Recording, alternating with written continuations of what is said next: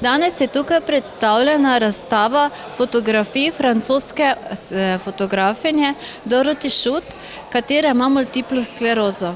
Želela je preko fotografij pokazati ljudem, kaj to pomeni, ko imaš multiplo sklerozo, kaj to pomeni, da ne zmoreš zadržati urina, kaj pomeni, ko imaš meglen vid, kaj pomeni, ko mi govorimo, da nas mravljinči po nogah in da imamo občutek, da nam nekaj ves čas pleza po nogah, kaj pomeni, da je vsaka stopnica vidna, kot da gremo po neskončnih stopnicah.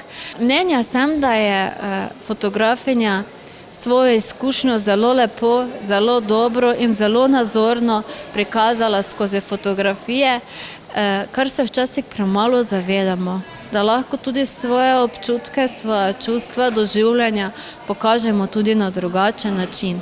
Tukaj je skozi fotografije in mogoče bi bilo prav, da bi temu sledili tudi v kakšni drugi obliki umetnosti.